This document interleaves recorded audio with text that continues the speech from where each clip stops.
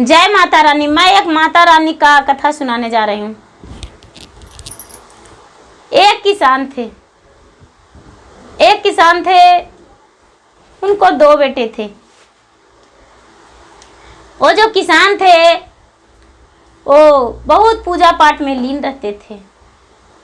जब भी नवरात्रि व्रत आता था तो किसान अपने घर में पूरा धोवा निपा सब करवा देते थे और नवरात्रि व्रत दुर्गा पाठ करवाते थे। जब उनका घर में दुर्गा पाठ होता था तो उनके घर में सुख शांति और समृद्धि मिलता था। वो बहुत खुश रहते थे, बहुत खुशी रहते थे। लेकिन जब धीरे धीरे उनका बच्चन बड़ा होने लगे, जब बच्चन बड़ा होने लगे तो जो बड़ा बेटे थे वो कुछ नहीं मानते थे, कुछ भी नहीं मानते थे। कोई पूजा पाठ, कोई भेदभाव कुछ भी नहीं मानते थे। वो घर में हर चीज़ से नापाक करते थे और ये सब नहीं मानते थे। उनको जो पत्नी आई, किसान का बहू और बड़े बेटे का पत्नी, तो वो भी कुछ भी नहीं मानती थी। हर चीज़ का माता रानी का अपमान करती थी। जिस दिन नवरात्रि चढ़ता था उस दिन मांसाहारी भोजन करती थी और कोई भी व्यवहार में गलत ही करती थी। कभी भी ये नहीं सोची थी कि हाँ मेरा घर में किस तरह से करना चाहिए। मेरे माता पिता जो सास ससुर हैं वो माता रानी का पूजा पाठ करते हैं, हम भी करेंगे। तो धीरे धीरे समय आने पर छोटे बेटा का भी शादी हो गया। जब छोटे बेटे का शादी हो गया तो जो छोटी वाली बहू थी वो माता रानी का बहुत बड़ी भक्त थी। वो प्रतिदिन माता रानी का मंदिर जाया करती थी, अब मंदिर में पूजा करती थी। माता का बिना पूजा किए हुए वो भोजन नहीं करती थी। और जब नवरात्रि आता था तो नवरात्रि के पहला दिन माता रानी के सबसे पहले जाकर मंदिर धोती थी और मंदिर में जाकर सजावटें करती थी पूरा मंदिर को, और सजावट करके माता रानी का आसन लगाती थी। आसन लगा के और माता रानी को चौकी बिछा के उस पर आसन लगा के और फूल से सजाती थी, माता को भोग लगाती थी और दुर्गा पाठ माता शैलपुत्री की पूजा करती थी। दूसरा दिन माता ब्रह्मचारिणी के पूजा करती थी और ऐसा ही करते करते वो 9 दिन दुर्गा पाठ करती थी। दुर्गा पाठ करती थी और दुर्गा पाठ करके और सबको प्रसादी वितरण करती थी। और दोनों पति पत्नी 9 दिन उपवास में रहती थी, फल खाती थी और कोई अन्न नहीं खाती थी, नमक नहीं खाती थी। और ऐसा सब देखती थी जो बड़ी वाली थी तो बहुत बड़ी अपमान करती थी और कहती थी कि ये तुम मंदिर जाती हो, मुझ में मत ठेकना। ये क्या कहती कि मुझ में मैं नहीं ठेकिएगा, कि जो मांसाहारी भोजन अपमानित करती थी वही कहती थी कि तुम मुझ में मत ठेकना, तू ऐसे भोजन, तू ऐसे मंदिर जाती हो, ऐसे मंदिर जाती हो, जोक टुटमा करती हो, तुम माता के पूजा करती हो, गलत करती हो, ऐसे करके और अपमानित किया करती थी। लेकिन फिर भी ये जो छोटे वाले थे वो माता रानी का पूजा करना नहीं भूले और माता रानी का पूजा करते रह गए और नवरात्रि व्रत करते रह गए। ये जो इनके पिता थे ये भी अपने छोटी बहू से बहुत खुश थे और इन्हें लगता था कि जैसे हम थे ठीक उसी प्रकार मेरी बहू और मेरा छोटा पुत्र भी है। लेकिन जब उनका समय ढल गया, उम्र ढल गया, बुढ़ापे का शरीर आ गया, तो बड़े बेटे ने कहने लगे कि आप तो पूजा पाठ करते हैं तो आप तो मेरे तरफ नहीं रहिएगा, बंटवारा चाहिए, मुझे बंटवारा कर दीजिए धन संपत्ति का। ये जो कैसे किसान थे वो बोले कि ठीक है हम बंटवारा कर देंगे और उन्हें बंटवारा धन संपत्ति का कर दिए।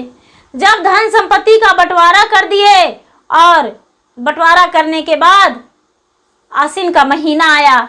जब आसीन का महीना आया तो ये जो छोटी वाली थी और छोटे वाले बेटे थे वो नवरात्रि पाठ के लिए रखें, माता दुर्गा का मंदिर धोए, अपना घर में भी नवरात्रि पाठ रखे, आसन लगाए, उस पे माता दुर्गा का तस्वीर रख के और अपना दुर्गा पाठ शुरू किए। जब दुर्गा पाठ शुरू किए और दूसरा दिन जो था तो ये दुर्गा पाठ कर रहे थे और जो बड़ी बहू थी वो भोजन बना रही थी, मांसाहारी भोजन बना रही थी। जब मांसाहारी भोजन बना रही थी तो इतना ही में एक माता रानी का जो पाठ कर रहे थे तो एक बालक इनके दरवाजे पे आई बच्ची, और ये जो पाठ कर रहे थे और पूरा इनका भौंकने का, कुत्ते कुकुर भौंकने का आवाज़ आया। ये दुर्गा पाठ छोड़कर और चले गए अपना उन्हें बचाने को लिए बच्चे को, कि क्या वह है, एक बच्ची चिल्ला रही है, आवाज़ दे चिल्ला रही है, उसे कुकुर पूरा परेशान कर रहा है। इन्हें दिखा तो ये आवाज़ सुने तो दौड़कर चले गए उन्हें छुड़ाने को लिए और बच्ची को बचाने को लिए। और ये जो भोजन बना रही थी मांसाहारी भोजन, तो ये क्या किए कि ये देखने गए और इनका जो आग लहर रहा था, जल रहा था चूल्हे में, तो आग पड़ गया,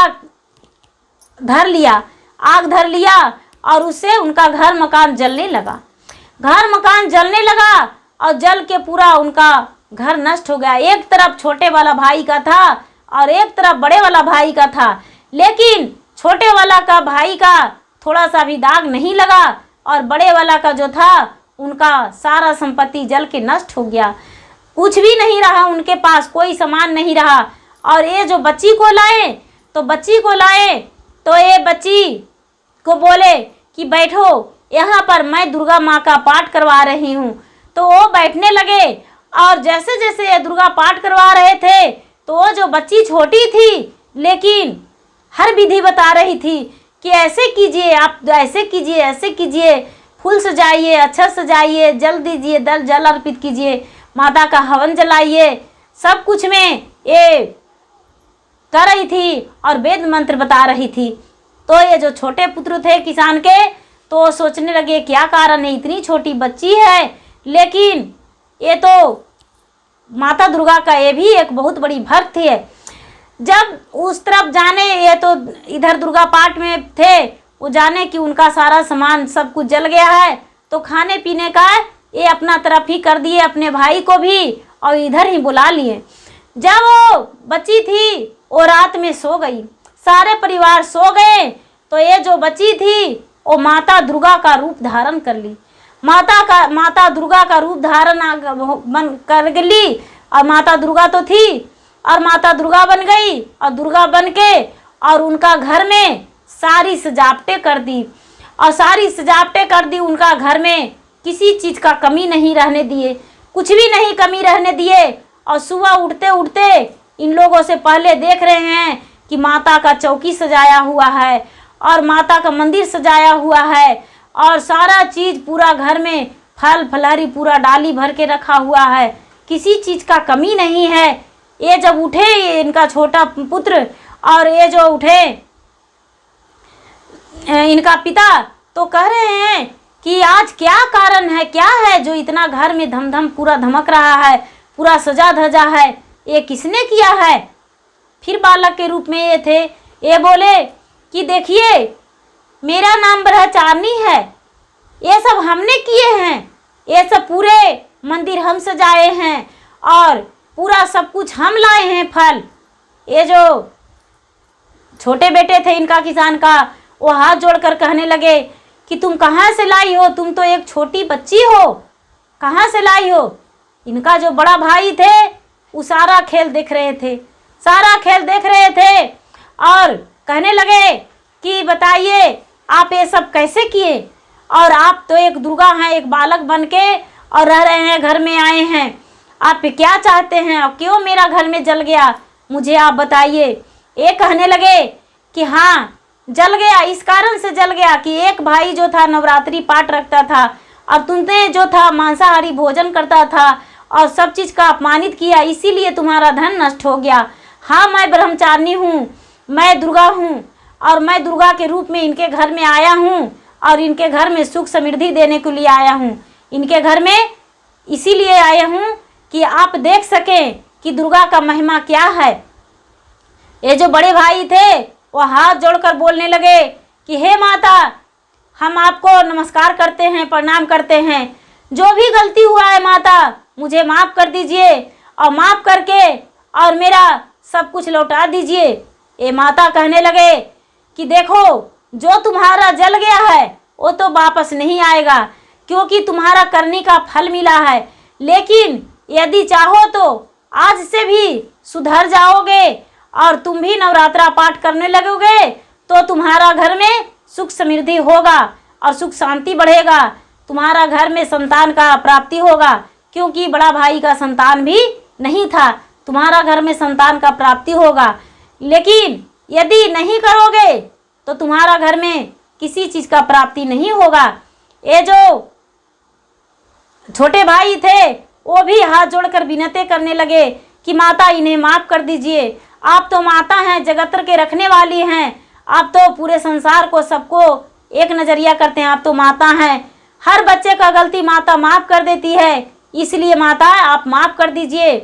ये बोले कि हाँ माफ़ी देंगे, लेकिन एक ही बात में माफ़ी देंगे, इसलिए कि तुम चाहो तो ऐसे नहीं।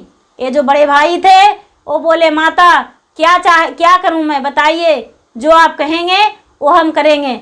बोले कि ठीक है, आज दूसरा दिन तो बीत गया, लेकिन कल से पूरा जैसे भाई रहता है तुम्हारा नवरात्रि पाठ में, उसी तरह तुम भी आज से ही शुरू करो और आज से ही पूजा करो।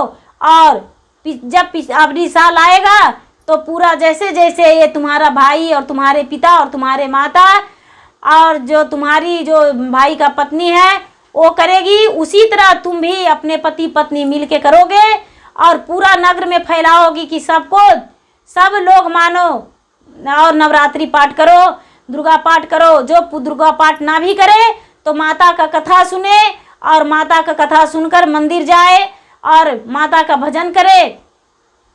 ये जरूरी नहीं है कि सब कोई दुर्गा माता का पाठ ही करे, कम से कम माता का ध्यान में 9 दिन रहे कि माता का दिन आ गया है तो उनको पूजा करेंगे। खाली हाथ भी जाकर 1 लोटा जल भी ले जाकर मंदिर जाएंगे, ऐसे करके जाना चाहिए और पूरे लोग को कहो, तब तो तुम्हारा कुशल पूर्वक परिवार रहेगा। ये जो बड़े भाई थे वो बोले माता आप जो कहेंगे, जैसे कहेंगे वैसे करेंगे। और जब तीसरा दिन आया तो उसी तरह पति पत्नी उनका भी रहने लगे। पूरा 9 दिन जब पूरा हो गया तो उनकी जो बड़ी वाली की थी पत्नी वो भी गर्भवती रह गई। माता के कृपा से वो भी गर्भवती रह गई और 9वां महीना आया तो उनका एक सुंदर पुत्र पैदा लिया। जब सुंदर पुत्र पैदा लिया तो उनका घर में खुशियां बढ़ गया। वो पति पत्नी दोनों मिलकर और माता दुर्गा का नवरात्रि पाठ रखने लगे और नवरात्रि पाठ करने लगे और खुशी खुशी सब परिवार रहने लगे और आज्ञाकारी बन के रहने लगे। जैसे छोटे भाई करते थे, उनके माता पिता करते थे, ठीक उसी तरह वो जो बड़े वाले थे वो भी करने लगे और किसी भी बात को अपने पिता को अपमान नहीं करने लगे और अपने पिता के साथ अच्छे से रहने लगे और माता रानी का पूजा पाठ करने लगे। तो चलिए जो भी कथा सुनेंगे ध्यान देंगे कि नवरात्रि व्रत में कभी भी शुद्ध शाकाहारी भोजन करना चाहिए और शाकाहारी भोजन करके और माता का मंदिर जाना चाहिए। ये नहीं कि सबको ही फल पर रहते हैं, जिनको जैसा होता है वैसा ही करना चाहिए, लेकिन माता का मंदिर जाना चाहिए। और ना भी मंदिर जाएं तो माता का भजन कीजिए और माता का ध्यान में रहिए। धन्यवाद।